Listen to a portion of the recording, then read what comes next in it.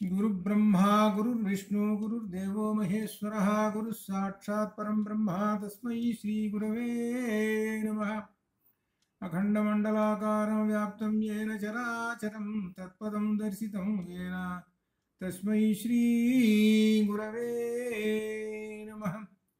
अज्ञानतिमिरान्धस्य ज्ञानाञ्जनशलाकया चक्षुरुन्मीलितं येन तस्मै श्रीगुरवे नमः।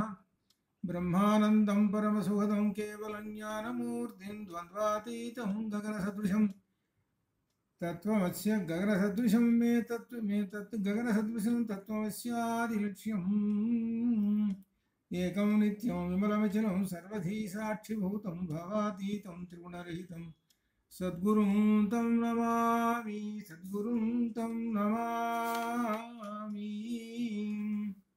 नारायणसमारम्भां व्यासशङ्करमध्यमाम् अस्मदाचार्यपर्यन्तां वन्दे गुरुपरम्परां व्यासं वसिष्ठनप्तारं शक्ते पौत्रमकल्मषं पराशरात्मजं वन्दे सुखतातं तपोनिधिं व्यासाय विष्णुरूपाय व्यासरूपाय विष्णवे नमो वै ब्रह्मनिधये वासिष्ठाय नमो नमः वासिष्ठाय नमो नमः।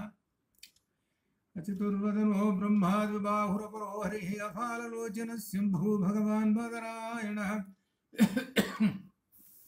नमोऽस्तु ते व्यासविशालबुद्धे फुल्लारविन्दायतपत्रनेत्र येन त्वया भारततैलपूर्णः प्रज्वालितो ज्ञानमयप्रदीपः। श्रुतिस्मृतिपुराणानाम् आलयं करुणालयं नमामि भगवत्पादं शङ्करं लोकशङ्करं। स्फुरदिन्दुविकासमन्दहासां स्फुरदिन्दीवरलोचनाभिरामाम् अरविन्दसमानसुन्दरास्याम् अरविन्दासनसुन्दरीम् उपासे। शारदा शारदाम्भोजवदना वदनाम्बुजे सर्वदा सर्वदा अस्माकं सन्निधिं क्रियातु। परब्रह्मणे नमः। वयं दक्षिणामूर्तिस्तोत्रम् अध्ययनं करिष्यामहे। अत्र प्रथमश्लोकं मङ्गलाचरणश्लोकम् इति मौनव्याख्या प्रकटित परब्रह्मतत्त्वं युवानं वर्षिष्ठान्ते वसदृषिगणैरावृतं ब्रह्मनिष्ठैः आचार्येन्द्रं करकलितचिन्मुद्रमानन्दमूर्तिं स्वात्मा रामं मुदितवदनं दक्षिणामूर्तिमीडे। अयं श्लोके मौनव्याख्या चिन्मुद्रा आनन्दमूर्तिम् इति प्रधान अंशाः अत्र वर्तन्ते। अत्र चिन्मुद्रा इति प्रधान अंश अत्र वर्तते। चिन्मुद्रा ज्ञानमुद्रः इति अर्थः। ततः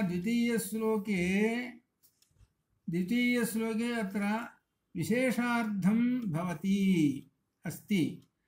द्वितीयश्लोकः विश्वं दर्पणदृश्यमाननगरी तुल्यं निजान्तर्गतं पश्यन्नात्मनि मायया बहिर्वोद्भूतं यथा निद्रया। विश्वं दर्पणदृश्यमाननगरी तुल्यं निजान्तर्गतं पश्यन्नात्मनि मायया बहिर्वोद्भूतं यथा निद्रया। यः साक्षात् कुरुते प्रबोधसमये स्वात्मानमेवाद्वयम् तस्मै श्री गुरुमूर्तये नमः। इदं श्री दक्षिणामूर्तये। మొదటి శ్లోకంలో చిన్ముద్ర ప్రధానమైనటువంటి ఒక అంశం, ఆ జ్ఞానముద్ర. ఈ జ్ఞానముద్రలోనే ఉన్నదంతా. అనగా జీవుడు బ్రహ్మమును తాకాలి. జీవుడు బ్రహ్మమును తాకినప్పుడు తాను ఆ బ్రహ్మములో ఐక్యమై అహం బ్రహ్మాస్మి అని అంటాడు. సముద్రంలో ఒక గ్లాసు నీళ్లు పోస్తే ఎలా అయితే కలిసిపోతాయో అట్లనే జీవుడు కలిసిపోతాడు. అప్పుడు అద్వయం అనగా ఒక్కటే బ్రహ్మం. ఇది అక్కడ ప్రధానమైనటువంటి చిన్ముద్ర. అంగుష్ఠ మాత్రంతో అహంకారం అనేటువంటి తర్జని వేలును మనకు గుర్తుగా చెబుతారు. అది అట్లా మనం చెప్పుకున్నాం. తర్వాత అసలు విషయంలోకి వస్తున్నాం. ఇక్కడ ఉన్నది ఈ శ్లోకంలో ఉన్నదంతా ఇక్కడే పెట్టేశాడు. సమస్తమైనటువంటి ఉపనిషత్ సారం, మనం చెప్పుకుంటున్నటువంటి బ్రహ్మసూత్ర భాష్యాలు, ఇవంతా శంకరులు మొత్తం ఇక్కడే పెట్టేశాడు. ఈ మొట్టమొదటి శ్లోకంలోనే పెట్టేశాడు. ఇందులో విశ్వం దర్పణ దృశ్యమాన నగరీ తుల్యం నిజాంతర్గతం. స్థూలంగా ఏమిటి భావం అనంటే, ఈ విశ్వం అనేటువంటి అర్థంలో నగరం కనబడుతూ ఉన్నది. అట్లనే మన యొక్క అంతర్గతంలో కూడా బయట చూసినటువంటివి కనబడుతున్నాయి. ఎప్పుడు? నిద్రలో కనబడుతున్నాయి, అంటే స్వప్నంలో కనబడుతున్నాయి. ఇదంతా మాయా. మాయా అంటే అసత్యం లేవు వాస్తవానికి. ఎప్పుడు? ప్రబోధ సమయే లేచాడు వాడు. లేచి చూశాడు, ఆ స్వప్నంలో ఉన్నాయన్నీ చూశాడు, ఒక్కడు కూడా లేదు. ఇక్కడ ప్రబోధ సమయ అనేటువంటి పెద్ద అర్థం వచ్చేటువంటిది. ఇది మనం వివరం తర్వాత చెప్పుకుందాం. లేచి చూశాడు, ఏమి కనపట్టలేదు, ఏమి లేవే, మనం స్వప్నంలో చూసినటువంటి అన్నీ కూడా ఏమి కనపట్టలేదు అని అనుకున్నాడు. చివరికి ఏమిటయ్యా ఇదేనంటే, ప్రబోధ సమయే జ్ఞానం కలిగింది వాడికి. జ్ఞానం కలిగేటప్పుడు ఇదంతా మాయా అని తెలుసుకున్నాడు. మాయని తెలుసుకొని తన ఆత్మ అనేటువంటి దానిని అధ్యయనం చేసుకొని ఆత్మ అనేటువంటిది ఒకటే, అద్వయం అని తెలుసుకున్నాడు. అలా తెలుసుకున్నాడు ఎవరి వలన? గురువు వలన. ఆ గురువు ఎవరనగా దక్షిణామూర్తి. అటువంటి దక్షిణామూర్తికి నమస్కారము. ఆ దక్షిణామూర్తి గారు చిన్ముద్రతోడు కూర్చున్నాడు. ఆయన మాయని తొక్కి పెట్టేశాడు. ఇది ఇక్కడ దీనిలో విశేషం. మాయను తొక్కి పెట్టేశాడంటే మాయను లేవకుండా, మాయ ఉన్నంత కాలము నీకు ఈ బ్రహ్మం కనపడడు, బ్రహ్మం తెలియదు ఈ మాయ ఉన్నంతకాలం. అందుకని ఆ గురువుని ఆశ్రయించడం వలన ఆ గురువు గారు మాయని తొలగిస్తాడు. మాయను తొలగిస్తాడు అంటే అజ్ఞానతిమిరాంధస్య జ్ఞానాంజనశలాకయా చక్షురున్మీలితం యేన తస్మై శ్రీ గురవే నమః. అజ్ఞానం అనేటువంటి దానిలో ఉన్నారా? కళ్ళు మూసుకొని ఉన్నావు. ఆ కళ్ళు మూసుకొని ఉన్నావు. గురువుని ఆశ్రయిస్తే గురువు గారు నెమ్మదిగా శలాక, చిన్న పుల్లతోటి నీ కంటి రెప్పను బయటికి అలా పైకి తీస్తాడు. తీయంగానే నీకు ఇదిగో అసలు ప్రపంచం అంతా, అసలు ఎవరు సత్యం అనేటువంటిది కనపడుతుంది. సత్యం అనేటువంటిది కనపడుతుంది. ఇప్పటిదాకా నీవు అసత్యంలో తిరుగుతున్నావు. అసత్యం అంటే అశాశ్వతమైనటువంటి ప్రపంచంలో తిరుగుతున్నావు. ఇప్పుడు శాశ్వతమైనటువంటిది ఏమిటో దర్శనం చేసుకున్నావురా. కాబట్టి ఆ శాశ్వతమైనటువంటి దాన్ని దర్శనం చేసుకోవటమే ఈ కళ్ళు ఉన్నది. అందుకు ఈ కళ్ళు ఉన్నది అందుకు. అశాశ్వతమైనటువంటి ప్రపంచాన్ని ఎల్లప్పుడూ చూస్తూనే ఉంటుంటావు, కానీ శాశ్వతమైనటువంటి ఆ సత్తును చూడు అని మనం జనరల్గా చెప్పుకున్నాం. ఇక విషయంలోకి వస్తే ఇక దీనిలో వరుసగా విశ్వం దర్పణ దృశ్యమాన నగరీ, విశ్వం దర్పణ దృశ్యమాన నగరీ, విశ్వం దర్పణ దృశ్యమానం. విశ్వం దర్పణం, దర్పణం అంటే అద్దం. విశ్వం దర్పణం అంటే విశ్వం అనేటువంటి అద్దములో దృశ్యమాన అనగా ప్రతిబింబించుచున్నా. ప్రతిబింబించుచున్నా అంటే అద్దం పెట్టాము అక్కడ అద్దం పెడితే ఎదురు ఉన్నటువంటి వస్తువు ఈ అద్దంలో పడుతున్నది, దాన్ని ప్రతిబింబము అంటాం. దాన్ని మనం చూస్తూ ఉన్నాం. దృశ్యమాన అంటే చూడబడుచున్నది, అంటే చూస్తూ ఉన్నాం. అద్దం అక్కడ పెడితే అంత దూరంలో ఉన్న చంద్రుడు ఈ అద్దంలో పడుతున్నాడు. అద్దంలో పడుతున్నప్పుడు ఈ అద్దం అనేటువంటిది ఏమి చెప్పాడు? విశ్వం దర్పణ దృశ్య, విశ్వం దర్పణ, అది విశ్వం అనేటువంటి అద్దం. ఈ విశ్వం అనేటువంటి అద్దములో అనేకమైన నగరాలు ఉన్నాయండి. ఒక నగరం చూసామండి, మన డాబా పైకి ఎక్కి చూస్తే హైదరాబాద్ అంతా కనపడుతుంటుంది. ఒక పెద్ద అద్దం పెట్టుకుని ఇటు చూస్తే హైదరాబాద్లో ఉండేటువంటి ఆ బిల్డింగులన్నీ కూడా మొత్తం ఈ దీనిలో పడుతున్నాయి. అన్నీ చూస్తూ ఉన్నావు. ఒక్క వస్తువునైనా పట్టుకో చూద్దాం, అర్థంలో పడ్డదిగా.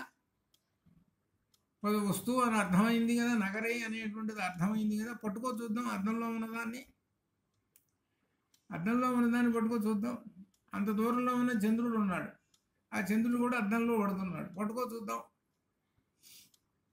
చిన్నప్పుడు వాడు ఏడుస్తుంటుంటే నాకు చంద్రుడిని తీసుకొచ్చి చూపిస్తేనే, చంద్రుడు ఉంటేనే నేను అన్నం తింటాను పిల్లగాడు గోల చేస్తున్నాడు. అప్పుడు తల్లి ఏం చేసి పెద్ద అద్దం తీసుకొచ్చింది, అద్దం ఆ చంద్రుడు ఎదురుగా పెట్టింది, చూడరా అడుగోరా అద్దం దగ్గరలోనే కూర్చున్నాడు రా చంద్రుడు. కాబట్టి చంద్రుడు రైట్, చంద్రుడి దగ్గరలో ఉన్నాడు. ఆ చంద్రుడి దగ్గరలో ఉన్నాడు, అప్పుడు తింటాం మొదలుపెట్టేశాడు. ఇక్కడ ఉన్నదంతా నిజంగా అద్దంలో ఉన్న చంద్రుడిని చేతిలో తీసుకుంటాడా వీడు? అదంతా అసత్యమే కదా, కాదు కదా. ఇదే మాయ అనేటువంటిది తెలుసుకో అని చెబుతున్నాడు. కాబట్టి సత్యం ఏమిటో తెలుసుకోవడం అని ప్రయత్నించు.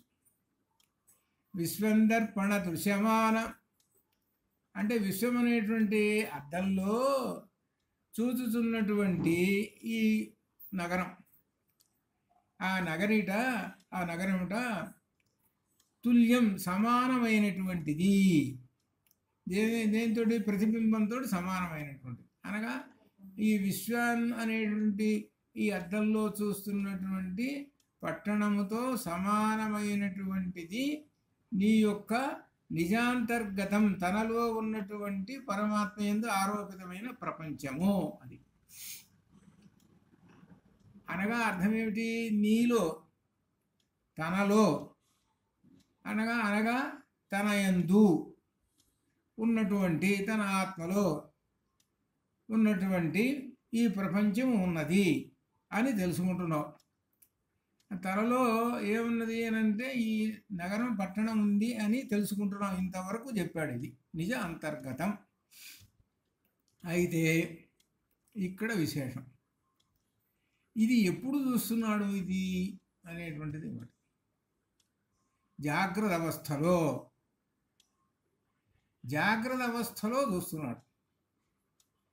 ఆ జాగ్రత్త అవస్థలో అంటే నిజ అంతర్గతం, నిజ తన యొక్క అంతర్గతం, తనలో లేక తన మనస్సులో దర్శనం చేసుకుంటున్నాడు. ఈ నగరాన్ని తన మనస్సులో చూసుకుంటున్నాడు. అంటే విశ్వం అనే దర్పణము తనలో ఉన్నది. ఆ తనలో ఉండేటువంటి దానిలో నుంచి ఈ హైదరాబాద్ పట్టణం అంతా కూడా ఒక్కసారి మనస్సులో దర్శనం చేసుకుంటున్నాడు. ఇలా జరుగుతూ ఉన్నది. ఇది ఎప్పుడు అని అంటే జాగ్రత్త అవస్థలో జరుగుతున్నది. అది జాగ్రత్త అవస్థలో జరుగుతున్నది. ఇప్పుడు జాగ్రత్త అవస్థలో ఉన్నదండి. ఇప్పుడు మనకు ఉదాహరణ కారు నడుపుతున్నాం, అక్కడ గుడి ఉంది, వెంకటేశ్వర స్వామి గుడికి జెర్సీలో ఉంది, అక్కడికి పోవాలి కాబట్టి ఆ రూట్ ఏంటో తెలుసు నీకు, అక్కడ ఉన్న బిల్డింగ్ తెలుసు, అక్కడ ఉన్న గుడి తెలుసు. కాబట్టి ఇదంతా నీ యొక్క ఈ నిజాంతర్గతంలో కనపడుతూ ఉన్నది.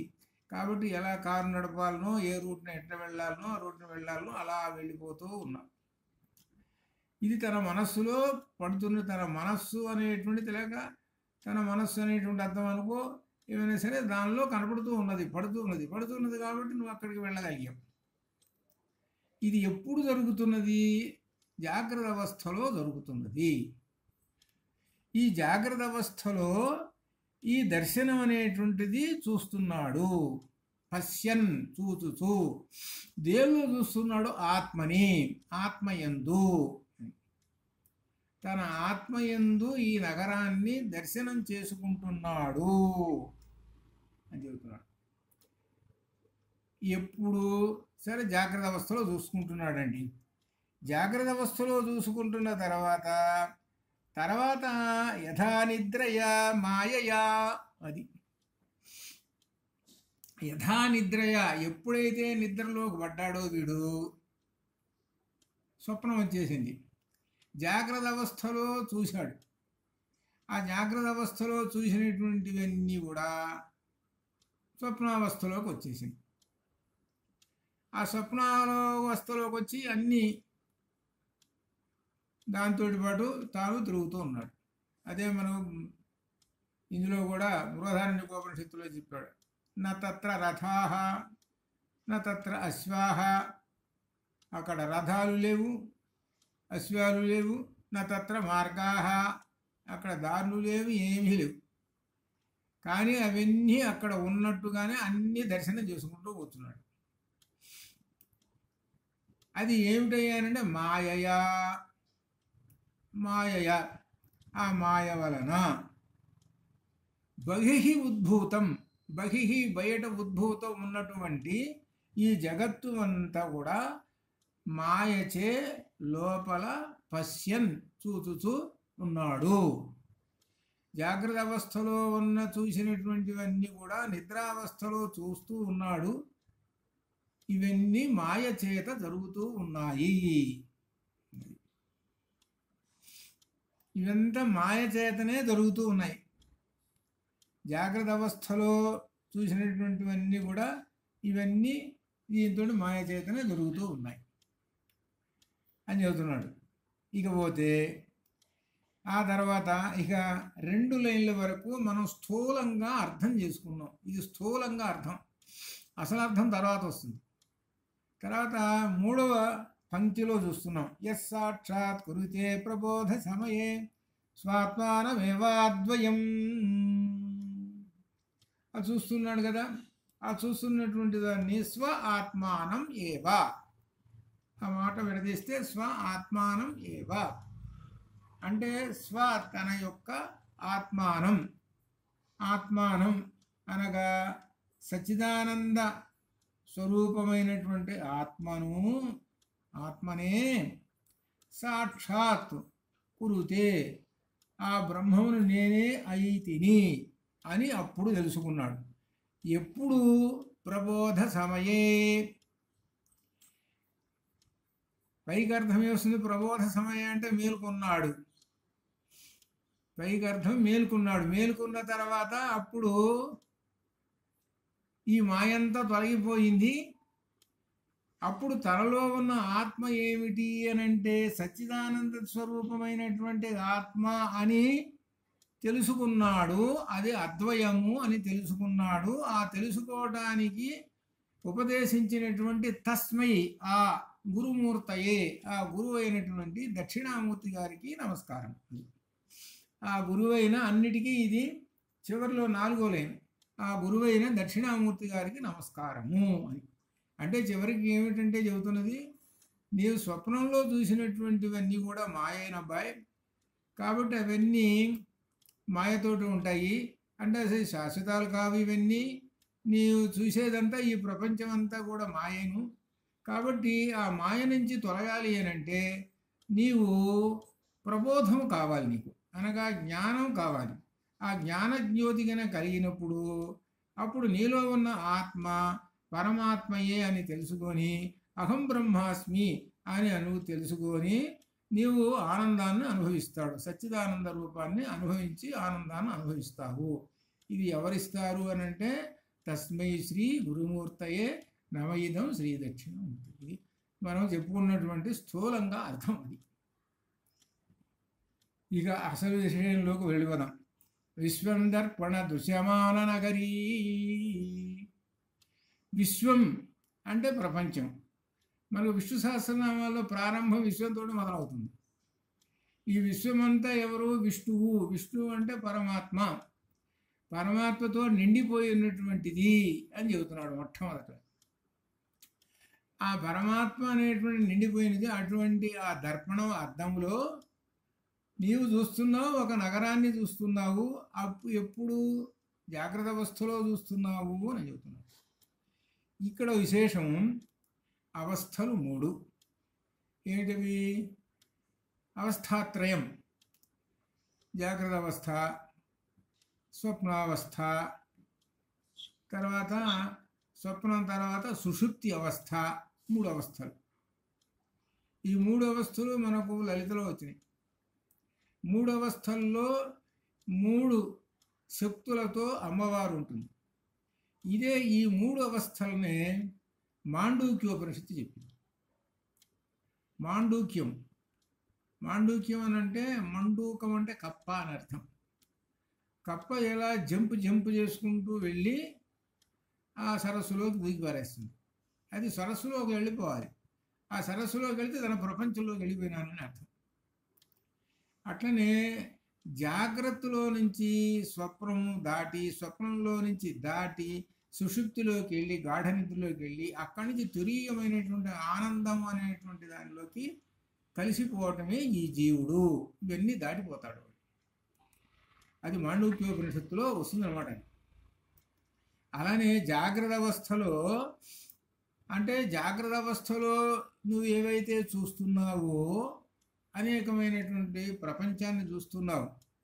ఈ ప్రపంచంని నీవు తనలో దర్శనం చేసుకుంటూ ఉన్నావు. ఎప్పుడు యథా నిద్రలో దర్శనం చేసుకుంటున్నావు, అనగా స్వప్నంలో దర్శనం చేసుకుంటున్నావు. ఆ చేసుకున్నటువంటివన్నీ సత్యములేనా అని ప్రశ్న వేసుకుంటే నువ్వు నిద్ర లేవంగానే ఒక్కటి కనపట్టలేదు, ఇదంతా మాయరా అని అనుకుంటున్నావు. ఎలా ఉందంటే మ్యాజిక్ చేసేవాడు ఉంటాడే, మనకు దీనిలో బ్రహ్మసూత్రాల్లో కూడా వచ్చింది. మ్యాజిక్ చేసేవాడు మ్యాజిక్ చేస్తుంటాడు, లేనిది ఉన్నది నుండి సృష్టించేస్తాడు, లేని దాన్ని ఉన్నది నుండి సృష్టిస్తాడు. ఇవో డబ్బులు చూపిస్తున్నానన్నా టకటక డబ్బులు చూపించేస్తాడు. వాడికి తెలుసు నేను మాయ చేస్తున్నానని. చూసేవాడు ఏం చేస్తుంటాడు, ఓరే నిజమేరా, డబ్బులన్నీ రాయి, భలే ఉన్నాయి, చాలా ఉన్నాయిరా డబ్బులు అని అనుకుంటాడు. అని ఆ గంట సేపు వాడు మ్యాజిక్ చేస్తాడు. ఆ మ్యాజిక్ చేసిన తర్వాత అయిపోతుంది. అయిపోయిన తర్వాత వీళ్ళు చూసిన వాళ్ళందరూ ఇందాక డబ్బులు చూపించాడు కదా, లేక అవి చూపించాడు కదా, ఇవి చూపించాడు కదా, ఏవి ఇవన్నీ అని అడుగుతారు. మ్యాజిక్ అయ్యా ఇదని అంటాడు. మరి ఇందాక చూపించి ఏవి ఇవన్నీ మ్యాజిక్ అంటాడు. అవేంటి దాని అర్థం? అవన్నీ అశాశ్వతమైన లేవు. ఈ అశాశ్వతమైన లేవు అనేటువంటి విషయం ఎవడికి తెలుసు? ఆ మ్యాజిక్ చేసేవాడికి తెలుసు. ఆ మ్యాజిక్ వాడే పరమాత్మ. ఆ పరమాత్మనే తెలుసుకో, అదే పరమాత్మ యొక్క గొప్ప విశేషము. కాబట్టి ఇదంతా మ్యాజిక్ రా, మాయా. ఈ మాయ అంటే ఇక అర్థం చెప్పుకుంటూ వస్తున్నాడు. ఇంకా ఇక్కడ మనము తెలుసుకోవాల్సినటువంటిది ఉన్నది ఏమిటనంటే, ఈ మాయ అనేటువంటిది సత్తు. ఏమిటవి సత్తులు? మూడు మాయలు. అంటే ఏమిటి? అసత్యాలు. ఇవన్నీ మూడు రకాలుగా ఉంది. మనకు బ్రహ్మసూత్ర భాషల్లో ప్రారంభంలోనే వచ్చింది. అవి ప్రాతిభాసిక సత్తు ఒకటి, తర్వాత ప్రాతిభాసిక సత్తు, తర్వాత వ్యావహారిక సత్తు 2, 3 పారమార్థిక సత్తు. ఇది ఇప్పుడు ఎందుకనంటే మనం ఇవి చెప్పుకోవాల్సింది పైకి ఒక ఉదాహరణగా చెబుతున్నాడు. దీనికి అంతర్గతంగా విశేషాలు ఉన్నాయి. మనకు నిత్య జీవితంలో ఈ 3ను మనం ఎదుర్కొంటాం. నిత్య జీవితంలో ఎదుర్కొంటాం వీటిని. ఇవి జాగ్రత్త అవస్థలో ఎదుర్కొంటాం. దీనిలో వ్యావహారిక సత్తుని బాగా అనుభవిస్తాం. వ్యావహారిక సత్తు అంటే సర్పరజ్జు భ్రాంతి. ఇది వ్యావహారికం, అంటే జనరలైజ్ అయిపోయింది. ఇది జనరలైజ్ అయిపోయి ఇది వ్యావహారిక సత్తు, ఇది ఒక భ్రమ అయిపోయింది. ఎట్లా చెబుతున్నాడు? రాత్రిపూట అనగా చీకట్లో తాడును చూశాడు. తాడును చూడగానే పాము అనుకున్నాడు. పాము అనుకొని ఇక వాడు ముందు గదలలేదు. అనుకొని ఇక వాడి తర్వాత వెలుగు వచ్చింది. ఆ వెలుగు వచ్చిన తర్వాత అప్పుడు ఒరే నేను పొరపాటు పడ్డానే, ఇది తాడేనే అని అప్పుడు తెలుసుకున్నాడు. ఇది తెలుస్తుంది. అంటే వెలుగు వచ్చింది అని అంటే అర్థం జ్ఞానం కలిగింది అని అర్థం. అజ్ఞానం అనే చీకటిలో ఉన్నావు గనక తాడును చూసి పాము అనుకున్నావు. ఎప్పుడైతే అజ్ఞానం అనే చీకటి గురువుగారి వలన తొలగిపోయిందో అప్పుడు ఇది సత్యము, ఇది తాడు అనేటువంటి విషయం తెలుసుకుందాం. ఇప్పుడు ఏం చేసావు? దానిలో తాడు మీద ఏం ఆరోపించావు? పామును తీసుకొచ్చి ఆరోపించావు. ఆరోపించినటువంటి ఆ సర్పం ఏమైంది? నీ జ్ఞానం కలిగింది. జ్ఞానం కలగగానే సర్పం ఏమైపోయింది? లేదు. అనగా ఆ భ్రమ తొలగిపోయింది. ఆ భ్రమ తొలగిపోగానే సత్యం బయటపడ్డది. ఆ సత్యం బయటపడ్డది. భ్రమ అనేది ఎప్పుడైతే తొలగిపోయిందో, ఆ మాయ అనేటువంటిది ఎప్పుడైతే అజ్ఞానం తొలగిపోయిందో, అప్పుడు సత్యము నీకు కనబడుతుంటుంది. ఆ సత్యమే బ్రహ్మము. ఇది వ్యావహారికంలో మనకు అందరికీ జనరలైజ్ అయిపోయింది. సత్యాన్ని గ్రహించలేక ఏవో చూసి వాటిని ఈ విధంగా అనుకుంటుంటారు. ఏవో చూసి రకరకములైనటువంటి వాటిని. ఇప్పుడు ఒక ఉదాహరణగా మనం అనుకుందాం. ఇప్పుడు ప్రస్తుతం బంగారు వస్తువులు చాలా వస్తున్నాయి. సరే, కొన్ని ఏదో తక్కువ రేట్లో ఏదో 10 రూపాయలకు వస్తుంది, బ్రహ్మాండమైనటువంటి ఒక గొలుసు ఒకటి ఇచ్చేస్తాడు. అచ్చంగా బంగారంలానే ఉంటుంది. అది మనం మెడలో ధరించుకున్నా కానీ నిజంగా బంగారు ఆభరణమేరా అని అనిపిస్తుంది. బంగారు ఆభరణమే అని అనిపిస్తుంది. అది తక్కువ రేటు. ఇప్పుడు మనం ఒకడికి తెలియదు, వాడికి ఆ తెలియని వాడికి ఇది ఇస్తాం. ఇది 10 రూపాయలైంది, ఇది అంటే ఏం చెప్పను. ఇదిగో బ్రహ్మాండంగా ఉంది, నేను చేయించాను ఒకగానం, ఇది చూసుకోవా, ఇది బ్రహ్మాండంగా ఉంది అని అంటాం. చూసి అబ్బో బంగారు ఆభరణం బాగా ఉంది, ఇది చాలా ఖరీదైనటువంటి లక్షలు ఖరీదు చేస్తుంది, చాలా బాగుంది అని అనుకుంటాడు. అని అనుకున్న తర్వాత లక్షలు ఖర్చు చేస్తుంది కదా అది. వీడేం చేశాడు? లక్షలు ఖర్చు చేస్తుంది కాబట్టి కొట్టుకు తీసుకుపోయినాడు. అయ్యా, నేను 10 లక్షల రూపాయలు బంగారు ఆభరణం ఇస్తున్నాను, కాస్త డబ్బులు ఇవ్వండి అయ్యా, ఇదిగోనే ఆభరణం అని అన్నాడు. అనేటప్పుడు వాడేం చేశాడు? ఇది 10 లక్షలు కాదురా, 10 రూపాయలేరా ఇది అయ్యేది. అదేంటి, ఇంత బంగారం కదా, చూసుకో, ఇది నేను నిరూపిస్తాను అని ఏదో దానికి ఏదో గీట్ రాసి చూపించో లేకపోతే నీళ్ళు చూపిస్తే నల్లంగా అయిపోయింది, ఇదా సంగతి అని అనుకున్నాడు. ఇది వ్యవహారిక సత్యం. ఇది వ్యవహారికమైనది అనగా అర్థం ఏమిటి? అది అచ్చం అలానే ఉన్నది. పాము తాడు చూశాడు, తాడును చూసి పాము అనుకున్నాడు. ఎప్పుడూ చీకటిలో, అనగా అజ్ఞానం అనే చీకటిలో. కాబట్టి నీ అజ్ఞానం అనే చీకటిలో ఉన్నావు కనుక దాని నిజం ఏమిటో తెలుసుకోలేకపోయినావు. ఇప్పుడు మనం బంగారు ఆభరణాలు ఉన్నాయి, ఉదాహరణకు మనం చెప్పుకుంటున్నాం. వాటన్నిటి కూడా మనం ఇది గుర్తుపడుతున్నాం. మనకు అనుభవం ఉంది కాబట్టి, వెంటనే ఆ జ్ఞానం ఉంది కాబట్టి గుర్తుపడుతున్నాము, ఇది నిజమైన బంగారం అనేటువంటి అర్థం తెలిసిపోతుంది. సరే, తెలియనటువంటి వాడు ఉంటాడు, అంటే అజ్ఞానంలో ఉన్నటువంటి వాడు మేలుకోవాలి అంటే జ్ఞానం అనేటువంటిది వాడికి కలిగితే మేలుకుంటాడు. అప్పుడు జ్ఞానం అనేది కలిగితే పరమాత్మ దర్శనము. అది ఇటువంటి వ్యావహారిక సత్వం అందరూ జాగ్రత్త అవస్థలో అనుభవిస్తూనే ఉంటుంటారు. అక్కడ దాకెందుకు, ఇప్పుడు కొన్ని ఉంటాయి, ముత్యాలు ఉంటాయి చూడండి. ఆ ముత్యాలు అట్టనే ఆర్టిఫిషియల్ ముత్యాలు ఉంటాయి. ఇది నిజమైన ముత్యం అవునా కాదా?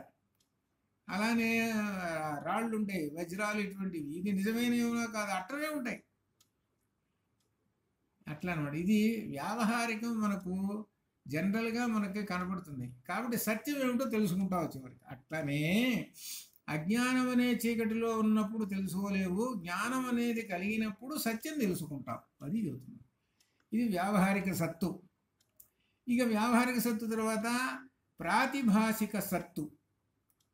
ప్రాతిభాసిక సత్తు అంటే భా అంటే కాంతి అని అర్థం. భాసిక అంటే కాంతివంతమైన. ఏమిటి ఈ కాంతి అని అంటే సుక్తి రజితం అంటే ఏమిటంటే ముత్యపు చిప్ప. ఆ ముత్యపు చిప్పలో తెల్లగా ఉంది, ముత్యపు చిప్ప తెల్లగా ఉంది. ఇదే చూశాడు. ఆ ముత్యపు చిప్ప తెల్లగా ఉన్న దాని మీద సూర్యకాంతి పడుతున్నది. అదే భా అంటే కాంతి అని అర్థం. భాతి భాత భాంతి, భాసి భాత భాత అట్లా అనమాట. భాసి అంటే కాంతి.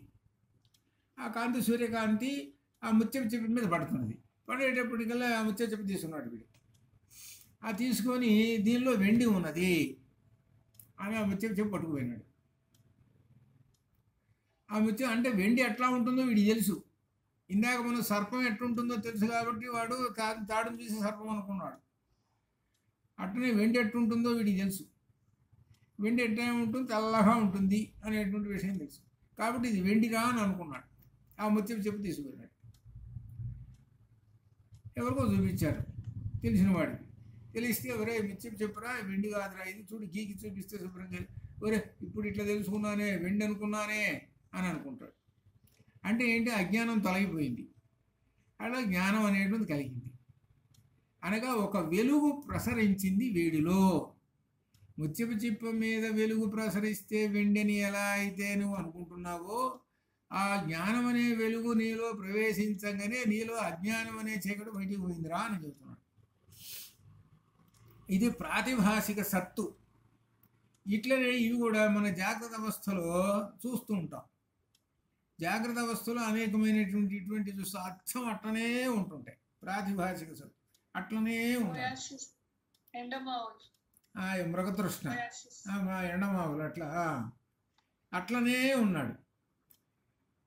ఎందుకంటే కొంతమంది మనుషులను చూస్తుంటే ఈయన అట్లనే ఉన్నాడే, చూస్తుంటే డూప్లికేట్ లాగా అట్లనే ఉన్నాడే అని అనిపిస్తుంది. నాకు ఎందుకంటే చాలా అనుభవాలు అయినాయి.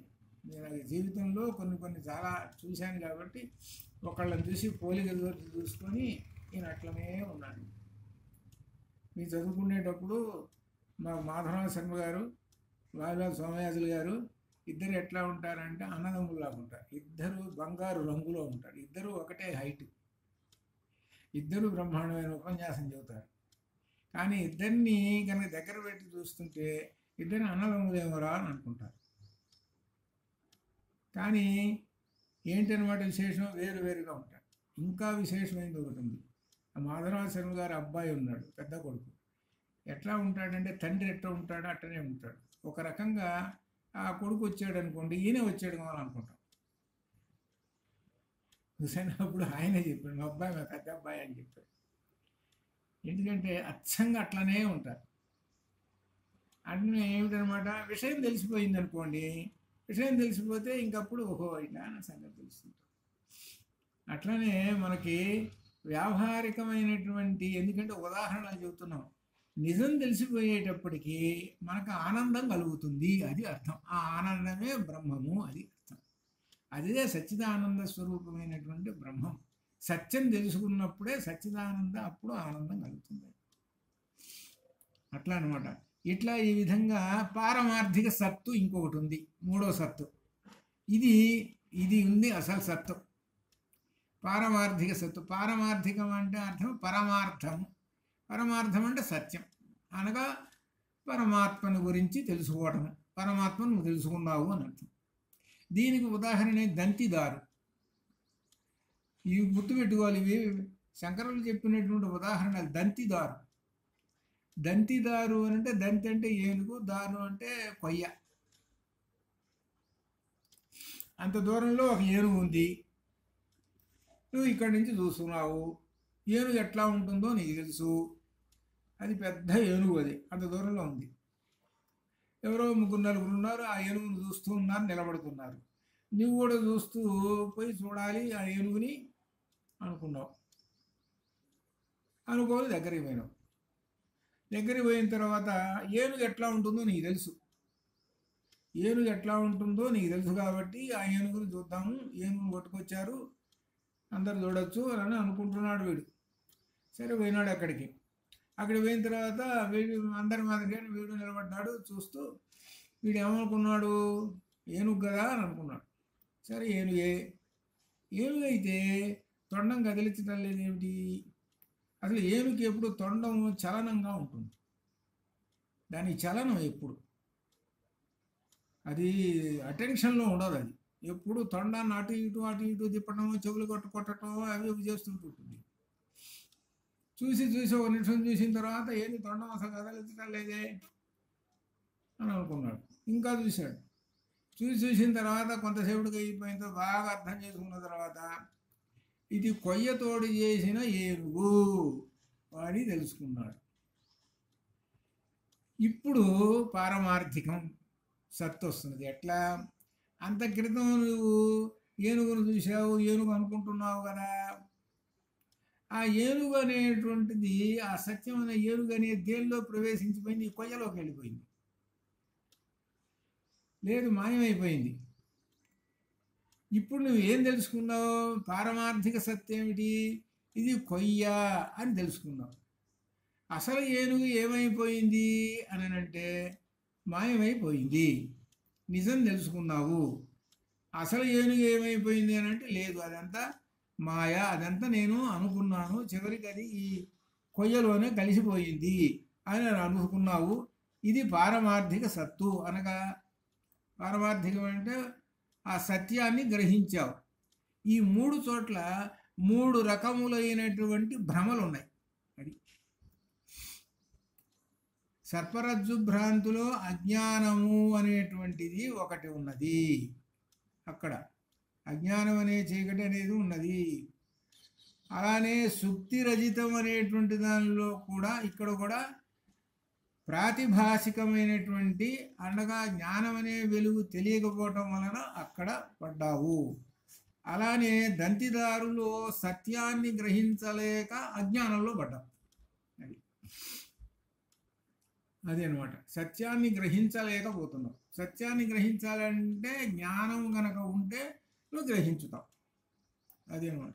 ఇట్లా 3 రకములైనటువంటి ఈ సత్తులు, మాయలు మనకు జాగ్రత్త అవస్థలో మనకు 3 రకములైన నిత్య జీవితంలో అనుభవిస్తుంటాం.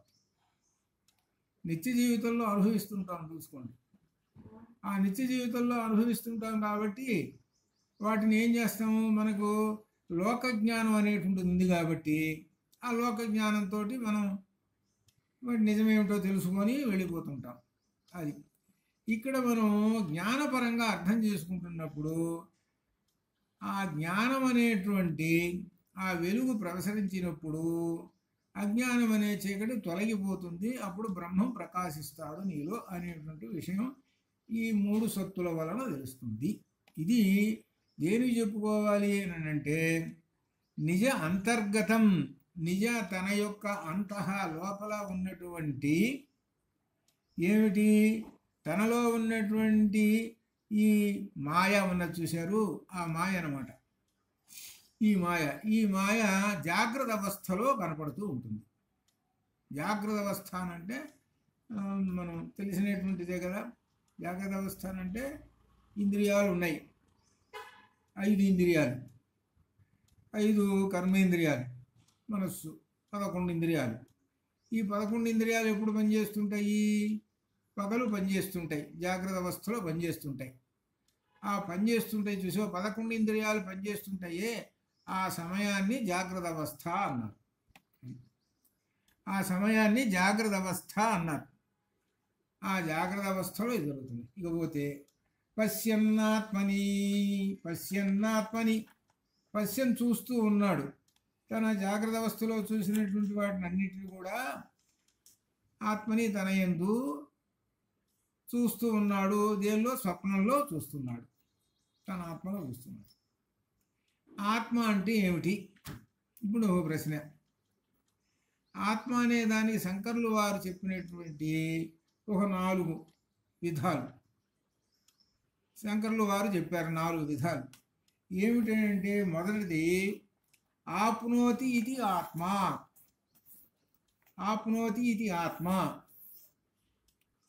ఆప్నోతి అంటే పొందటం. ఏమిటి అని అంటే, నిద్రలో ఈ అంతఃకరణ వృత్తులన్నీ కూడా ఏమవుతాయి? విశ్రాంతి తీసుకుంటుంటాయి. నిద్రలో అంతఃకరణాలు మొత్తం ఏవి, మనస్సు, చిత్తము, ఇవన్నీ కూడా ఏం చేస్తుంటాయి? అన్నీ కూడా నిద్రపోతూ ఉంటుంటాయి. అవి ఏమీ లేవు, అవన్నీ అయిపోతుంది నిద్రలో. నిద్ర అయిపోయింది. నిద్ర అయిపోయేటప్పటికీ అవన్నీ కూడా లోపల నిద్రపోతున్నవి, రెస్ట్ తీసుకుంటున్నవి. నిద్ర లేవగానే తిరోభావ స్థితిలోకి వస్తాయి. అది ఆత్మ ఒకటి. తిరోభావ అంతఃకరణములన్నీ కూడా నిద్ర నుంచి తిరోభావ స్థితిలోకి వస్తాయి. అనగా ఏమిటనమాట, మనం నిద్రపోతున్నాము, నిద్రపోతుంటే మనకేం తెలుస్తుంది? అసలు ఏం తెలియలేదు కదా. నిద్ర నుంచి లేచాము, లేవంగానే మళ్ళీ మనస్సు పనిచేస్తున్నది, బుద్ధి పనిచేస్తున్నది, అన్నీ మనకు ఉన్నటువంటివి అన్నీ కూడా పనిచేస్తున్నాయి. మనకు అంత క్రితం కంఠస్థం ఏమన్నా వచ్చినవి ఉన్నాయి అనుకో, అవన్నీ అప్పచెప్పరా అంటే అప్పచెబుతాం. చూసుకోండి ఎంతో విశేషమైందో. ఇవన్నీ తిరిగి దేనిలోకి ప్రవేశిస్తున్నాయో అది ఆత్మ. అది లోపలికి చేరుతున్నాయి అంటే నిద్రపోతున్నప్పుడు, నిద్ర లేవంగానే మరలా ఆత్మలోకి ప్రవేశిస్తున్నాయి. ఆత్మలోకి నిద్రపోతున్నాయి, ఆత్మలో నుంచి నిద్రపోతున్నాయి, మరలా బయటికి వస్తున్నాయి. ఇట్లా ఈ విధంగా ఆత్మలో నిద్రపోతున్నాయి, ఆత్మలో నుంచి బయటికి వస్తున్నాయి. ఇదంతా ఆత్మ చేస్తున్నటువంటి పని. దీన్ని ఆప్నోతి ఆత్మ అంటారు. ఆప్నోతి ఆత్మ. అంతఃకరణ వృత్తులన్నీ కూడా నిద్ర నుంచి తిరోభావ స్థితిలోకి పొందుతాయి. తిరోభావం అంటే వెనక్కి రిటర్న్ కావటం అని. తిరోభావం అంటే రిటర్న్ అయిపోతున్నాయి అవి అని. ఇది ఒక స్థితి. ఇకపోతే రెండవ స్థితి ఆత్మకి చెబుతున్నాడు, ఆదత్తే. ఆదత్తే అంటే గ్రహించటం. ఆదత్తే ఆత్మ. ఏమిటంటే గ్రహించడం. జాగ్రత్త అవస్థ ఉన్నది. జాగ్రత్త అవస్థలో అనేకమైనటువంటి వాటిని చూస్తూ ఉన్నాం. దృశ్యాలను కళ్ళు రెండు పనిచేస్తున్నాయి జాగ్రత్త అవస్థలో. చూస్తూ వాటన్నిటినీ గ్రహించుతున్నావు, అర్థం చేసుకుంటున్నావు. అక్కడ ఏదో జరుగుతున్నది, అక్కడ ఎవరో మహానుభావుడు ఉన్నారు, లేకపోతే అక్కడేదో హిమాలయ పర్వతం ఉన్నాయి, అక్కడేదో గంగానది ఉన్నది, అక్కడేవో ఉన్నాయి. అవన్నీ కూడా చూసి అవేమిటో అంతా తెలుసుకొని అర్థం చేసుకొని ఆనందాన్ని అనుభవిస్తూ ఉన్నావు. అది తెలుసుకుంటున్నావే జాగ్రత్త అవస్థలో, అది ఆదత్తే ఆత్మ. గ్రహించటం. ఆత్మ గ్రహిస్తూ ఉన్నది. వీడు ఏమనుకుంటుంటాడంటే నా కళ్ళు చూస్తున్నాయి అని అనుకుంటుంటాడు. నీ కళ్ళు చూడటం కాదురా, అసలు వెనకున్నాడురా, అసలైనా తెర వెనకున్నాడు, అసలైనా ఆయన పనిచేస్తున్నాడు రా. అది అర్థం. బ్యాక్గ్రౌండ్ వెనకున్నాడు, ఆ బ్యాక్గ్రౌండ్ వాడు చేస్తుంటాడు ఇవన్నీ అని అర్థం. అది ఇవన్నీ ఈ బ్యాక్గ్రౌండ్ ఎవరు? ఈ ఆత్మగారు. పైకి మనకేం తెలియట్లేదు, అంతా నేను చూశాను, నాకు అర్థమైంది, నాకు బాగా తెలుసు, అవి ఇవి అనుకుంటాడు. వాడు మొదటి అజ్ఞాని. మా గురువుగారు చెప్పారు ఇప్పటికీ మాట, మా శర్మ గారు చదువుకునేటప్పుడు, భగవద్గీత నాకు బాగా అర్థమైంది, భగవద్గీత నాకు బాగా అర్థమైంది అని ఎవడైతే చెబుతున్నాడో వాడికి అర్థం కాని మొట్టమొదటి వాడురా అని చెప్పారు. వాడికి అర్థం కాలేదు.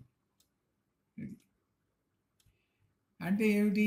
నాకు అర్థమైంది, నాకు బాగా అర్థమైంది అంటే అర్థమైంది పరమాత్మని గురించి అర్థం చేసుకోలేదు వీడు అని అర్థమైంది. పరమాత్మ అంటే ఏంటో వాడికి అర్థం కాలేదు. కాబట్టి నాకు అర్థమైంది, నాకు తెలిసిపోయింది అని అంటే వీడు మొదట అజ్ఞాని. వీడు అట్లనే నేను చూస్తున్నా నాకు అదంతా అర్థమైపోయింది అని అంటుంటాడే, వాడు మొదటి అజ్ఞాని. లోపల ఉన్నాడరా అసలైన ఆత్మ. ఆయన ఆదత్తే ఇది ఆత్మ. ఆయన దృశ్యం, ఆయన చూస్తున్నాడు ఆత్మ. ఇది రెండవది. మొదటిదేమో నిద్ర నుంచి తిరోభావం, రెండవది దృశ్యాలను చూస్తున్నాడు, మూడవది ఏమిటంటే అత్తి ఇది ఆత్మ. అత్తి అంటే తినటం అంటే అర్థం ఏమిటి? భోగములను అనుభవించటము. ఏమిటి అనుభవిస్తాడు? వేడితోటి అనుభవిస్తుంటాడు. మనకు ఇంద్రియాలు ఉన్నాయి, జ్ఞానేంద్రియాలు 5 ఉన్నాయి. 5 ఇంద్రియాల చేత శబ్ద స్పర్శ రూప రసగంధములు వాటిని అనుభవిస్తుంటాడు. శబ్దము అంటే చెవు. ఆ చెవు ద్వారా చక్కగా ఇప్పుడు మనం పాఠం చెప్పుకుంటున్నాము, ఆ పాఠాన్ని వింటూ అర్థం చేసుకుంటూ ఆనందాన్ని అనుభవిస్తున్నామే. అది ఎవరు అంటే లోపల ఆత్మ. శబ్ద. అది స్పర్శ స్పర్శ అంటే చర్మానికి. అనగా చక్కగా ఫ్యాన్ వేసుకున్నాం అనుకో సుఖంగా ఉంది, లేకపోతే ఏదో ఇట్లా శబ్ద స్పర్శ. రూప, రూప అంటే కంటికి మంచిగా అందమైనటువంటి ఆ దివ్య విగ్రహం చూసాం, ఆనందాన్ని అనుభవిస్తున్నాం. శబ్ద స్పర్శ రూప. రస, నాలుక. ఈ నాలుకకు రెండు పనులు చేస్తుంటుంది ఇది. ఒకటి మాట, ఒకటేమో తినటం, రుచి చెప్పటం. రెండు పనులు చేస్తుంటుంది. ఈ రెండు పనులు చేసి దీనికి ఒకదానికే డబల్ వర్క్ దీనికే. కాబట్టి ఆ రుచి చూసి ఇది అమృతంలాగా ఉంది, ఇది ఈ విధంగా చెబుతుంటాం. ఇది ఎవరు చెబుతున్నారు? లోపల ఆత్మ ఉన్నాడు.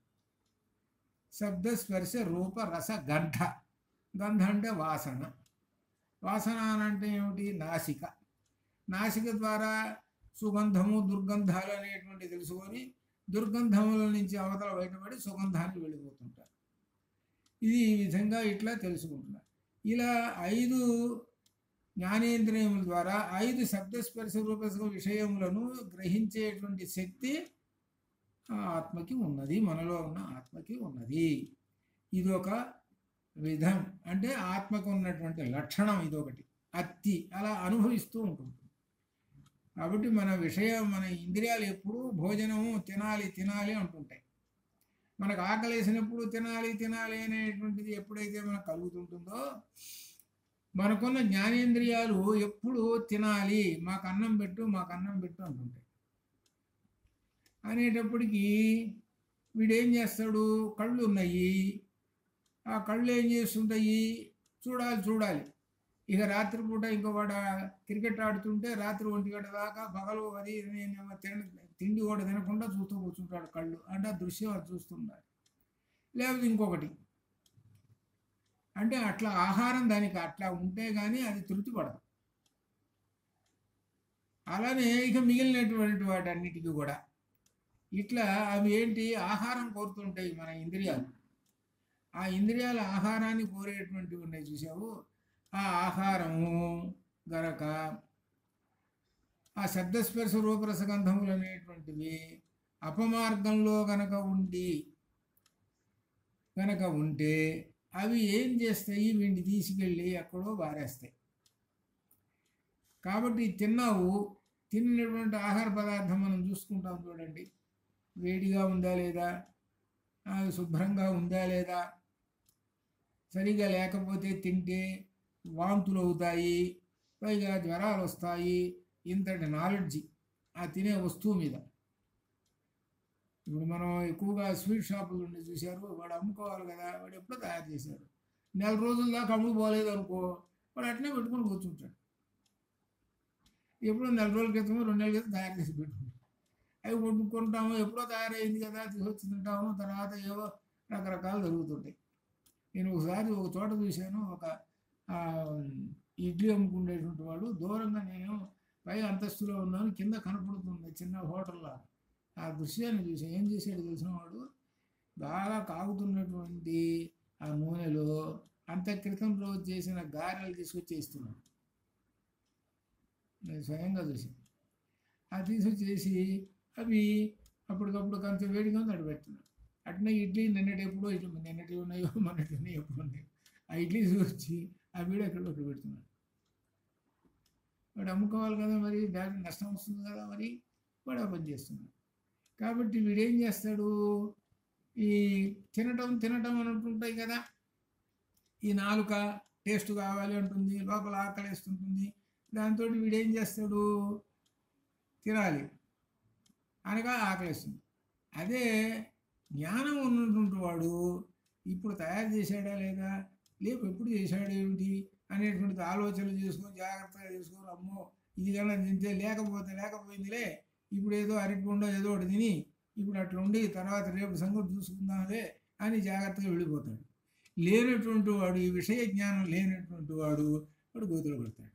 కాబట్టి ఈ విషయ సుఖాలు ఇట్లా ఒక ఉదాహరణగా ఈ విధంగా చెప్పుకోపోతే, ఆ విషయ సుఖాలు అపమార్గంలో కనుక నడుపుతుంటుంటే వాడిని పడేస్తుంటాయి.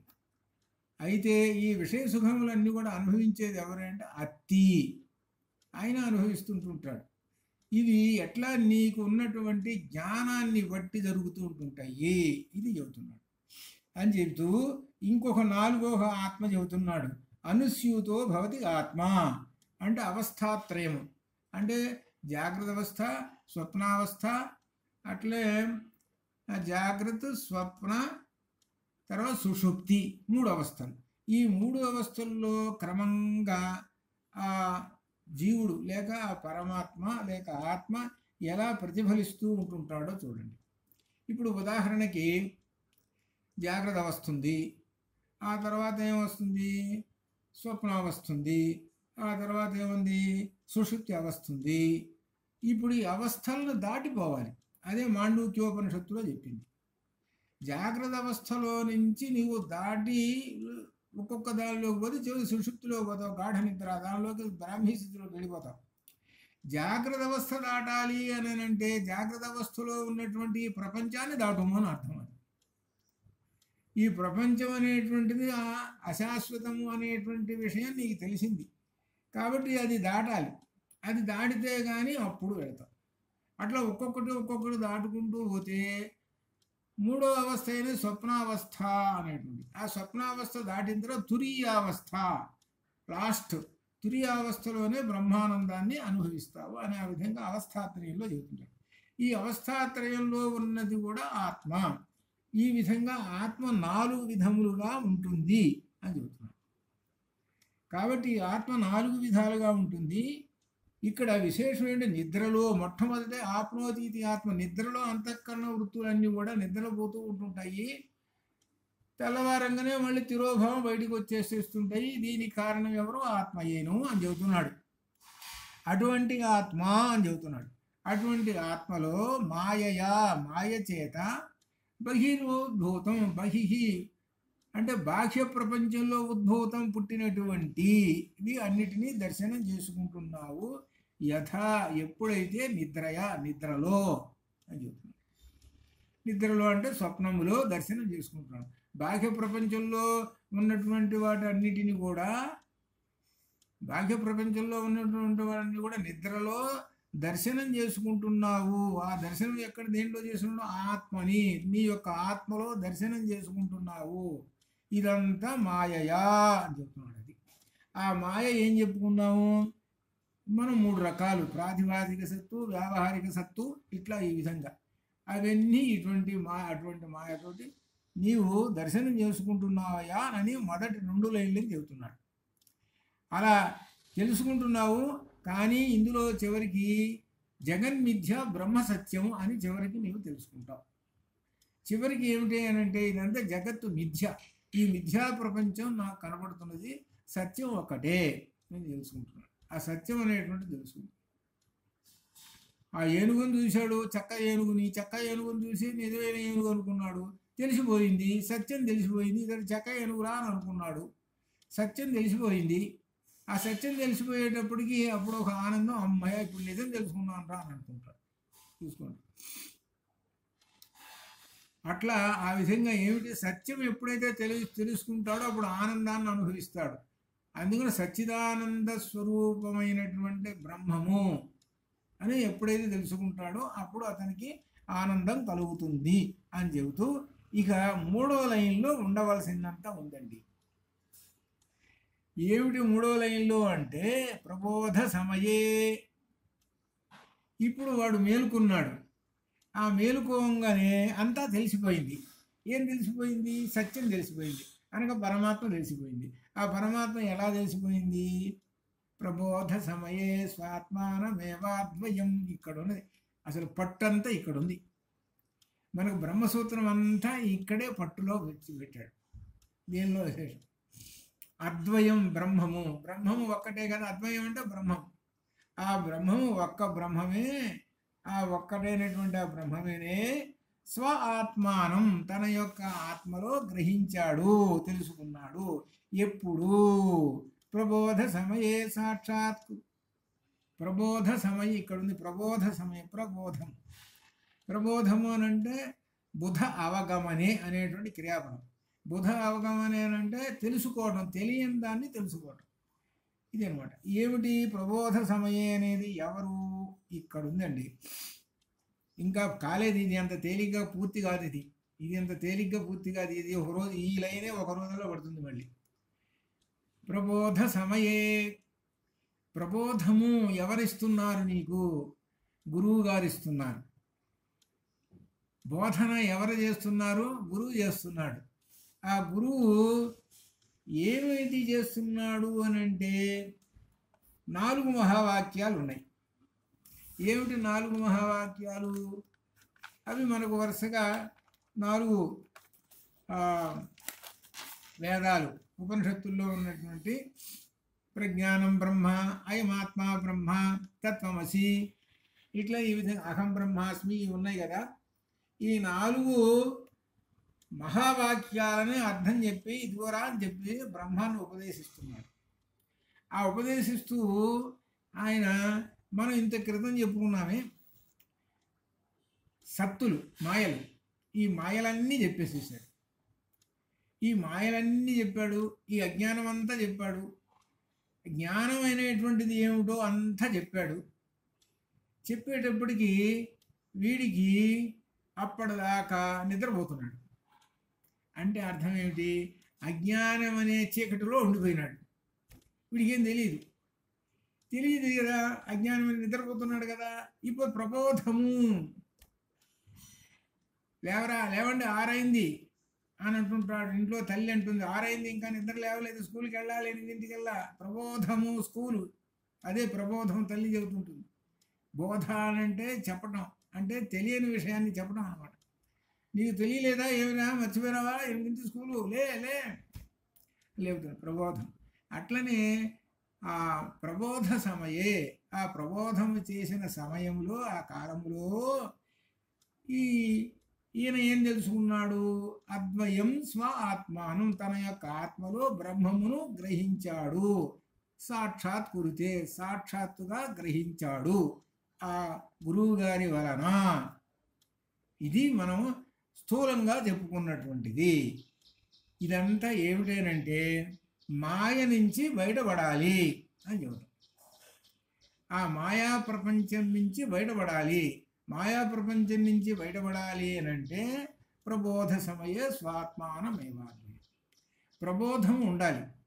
ఆ ప్రబోధాన్ని గురించి మన కఠోపనిషత్తులో ఉత్తిష్ట జాగ్రత్త ప్రాప్య వరాన్ని బోధత అని చెప్పాడు. ఉత్తిష్ట జాగ్రత్త, లేవండి, నిద్రపోతున్నారు మీరు, లేచి గురువుల్ని ఆశ్రయించండి, ఆ గురువులు చెప్పినటువంటి ఉపదేశాలు గ్రహించండి, మీలో ఉన్నటువంటి అజ్ఞానాన్ని పోగొట్టుకోండి, ఆ పరమాత్మను దర్శించండి అని కఠోపనిషత్తులో చెప్పారు. ఆ విషయం ప్రబోధ సమయ దగ్గరకు వస్తుంది. ఇక్కడ కఠోపనిషత్తు వస్తుంది అక్కడ అనమాట. ఆ కఠోపనిషత్తు దాని ప్రకారం చెప్పారు కదా. దాని ప్రకారంగా గురువులను ఆశ్రయించారు. గురువులను ఆశ్రయించి అజ్ఞానం అనే చీకటి నుంచి బయటపడ్డారు. బయటపడిన తర్వాత ఈ మాయ తొలగిపోయింది. మాయ తొలగిపోయినప్పుడు సత్యం తెలుసుకున్నాడు. సత్యం తెలుసుకున్నాడు కాబట్టి ఆ సత్యం ఏమిటి? బ్రహ్మము ఒక్కటే. అప్పుడు ఆ బ్రహ్మము అతనిలో సచ్చిదానంద స్వరూప బ్రహ్మము ప్రకాశిస్తున్నాడు అనేటువంటి విషయాన్ని ఇందులో ఆ 3వ లైన్లో చెబుతూ, అటువంటి ప్రబోధమును కలుగజేసేటువంటి తస్మై ఆ శ్రీ గురుమూర్తయే, ఆ గురు రూపములో ఉన్న, ఆచార్యుని రూపములోనున్న దక్షిణామూర్తయే, దక్షిణామూర్తి గారికి ఇదం ఈ నమః నమస్కారము. ఇది మొకటంగా ప్రతి శ్లోకానికి ఉంటుంది. ఆ గురువు గారికి, ఆ గురువు గారు అయినటువంటి దక్షిణామూర్తి గారికి ఇదిగో ఇది నమస్కారం. ఇది కలువ చేసింది ఎవరు? ఆ దక్షిణామూర్తి అనే గురువు. దక్షిణామూర్తి అనేటువంటి గురువు నిజంగా ఉన్నాడా? ఇక్కడ ఇది అర్థం, నిజంగా ఉన్నాడా? ఇప్పుడు దేవతలందరూ కూడా, దేవుళ్ళందరూ కూడా నిజంగా ఉన్నారా? అవన్నీ ఏమిటనమాట? కల్పనలు. అవన్నీ ఒక రూపాలన్నింటినీ కల్పనలు చేసేసారు, ఒక అర్థంతో కల్పన చేశారు. దక్షిణామూర్తి అనేటువంటి ఒక దేవతని, దేవుణ్ణి కల్పన చేశారు. కల్పన చేసి బొమ్మ చూపించారు. చూపించి దీని అర్థం అంతా చెప్పారు. అర్థం అంతా ఏమిటయ్యానంటే జ్ఞానపూర్వకమైనటువంటి రూపం. అది అది జ్ఞానపూర్వకమైన రూపం అది. మరి జ్ఞానపూర్వకమైన రూపం కదా, మరి నిజమైన ఎవరు అని అంటే నీకు ఎవరైతే జ్ఞాన ప్రబోధం చేస్తున్నారో ఆయనే దక్షిణామూర్తి, అది అర్థం. ఆ దక్షిణామూర్తి అప్పుడు శంకరాచార్య రూపంలో ఉన్నాడు. ఆ కాలంలో శంకరాచార్యులు వారు చేశాడు. ఆ శంకరాచార్యులు వారు ఇచ్చినటువంటి ఈ శ్లోకం, ఈ శ్లోకాన్ని అంటే దీనిలో ఉండేటువంటి ఈ జ్ఞానాన్ని బహిర్భూతం చేసి ఎవరికైతే చెబుతున్నారో శిష్యులకి వాళ్ళకి జ్ఞానం కలుగుతుంటుందనుకో, ఆ ఆచార్యుడే దక్షిణామూర్తి. అది దీనిలో ఉండేటువంటి దక్షిణామూర్తి అని అంటే గురువు గారు అని అర్థం. అందుకని గురుమూర్తి దక్షిణామూర్తి రెండు పదములలో గురువుగారైన దక్షిణామూర్తి అని అర్థం. అది దక్షిణామూర్తి రూపంలో గురువు గారు ఉంటాడు. ఆ దక్షిణామూర్తి ఎలానో ఇలా అనేటువంటి భావం ఇంతవరకు మనం స్థూలంగా తెలుసుకున్నాము. ఇందులో ఇంకా చాలా ఉన్నాయి విశేషాలు, కనుక మధ్య మధ్యలో సందర్భం వస్తాయి, మనం తెలుసుకుందాము. రేపు వచ్చేటప్పటిది కూడా కార్యకారణ సంబంధం వస్తుంటుంది మనకు. దీనిలో కూడా ఇది బ్రహ్మసూత్రంలో కార్యకారణ సంబంధాలు వచ్చినాయి, అది రేపు మనకు వస్తుంటుంది. ఇంతవరకు మనం స్థూలంగానే తెలుసుకుంటున్నాం. ఇంకా ఉన్నది విశేషమైనటువంటిది ప్రబోధ సమయే స్వాత్మానమేవాద్వయం. అక్కడ ఉన్నదంతా అక్కడే, ఉపనిషత్తు మొత్తం అక్కడే ఉంది, బ్రహ్మసూత్ర భాష్యం అంతా అక్కడే ఉంది. కాబట్టి దానికి అక్కడ విశేషమైనటువంటి అర్థము అక్కడ ఉన్నది. ఆ రెంటి చోట ప్రబోధ సమయే స్వాత్మాన స్వ ఆత్మానం ఏవ అద్వయం. కాబట్టి ఇందులో చెప్పేది అద్వయం చెబుతున్నారు. అద్వయం అంటే అద్వైతము అనగా బ్రహ్మము ఒక్కటే అనేటువంటి బ్రహ్మం ఒక్కటే తెలుసుకోండి అని చెబుతున్నారు, రెండు కాదు. ఇదే విషయం ఇక్కడ మనకు ఇందులో కఠోపనిషత్తులో కూడా ఏం చెప్పారంటే ఋతం పిబంతౌ, అక్కడ శ్లోకంలో వస్తుందన్నమాట. ఆ జీవాత్మ పరమాత్మలు అనేటువంటి వాళ్ళు ఏమిటో అర్థం చేసుకొని ఆ జీవాత్మ ఎప్పుడు కూడా పరమాత్మను ఆశ్రయించి ఉంటుంటాడు అని చెబుతూ ఉన్నది పరమాత్మ ఒక్కడేను, ఆ జీవాత్మ అనేటువంటి వాడు ఎక్కడి నుంచి వచ్చాడు అనేటువంటి విషయం కూడా దీనిలో వస్తుంది. ఆ జీవాత్మ తనకున్నటువంటి జీవ అనేటువంటిది పోగొట్టుకున్నప్పుడే ఆత్మ ఒక్కడే అని తెలుసుకుంటాడు, అద్వయం ఒక్కడే అని తెలుసుకుంటాడు. కాబట్టి జీవ అనేది పోవాలంటే మాయ అనేది తొలగాలి, మాయ అనేది తొలగినప్పుడే జరుగుతుంది. అదే అనమాట. అట్లా రేపు మళ్ళా రేపు శుక్రవారం నేను చూద్దాం. అంతవరకు శుభం భూయాత్. ఓం పూర్ణమదః పూర్ణమిదం పూర్ణాత్ పూర్ణముదచ్యతే పూర్ణస్య పూర్ణమాదాయ పూర్ణమేవావశిష్యతే. అసతో మా సద్గమయ తమసో మా జ్యోతిర్గమయ మృత్యోర్మా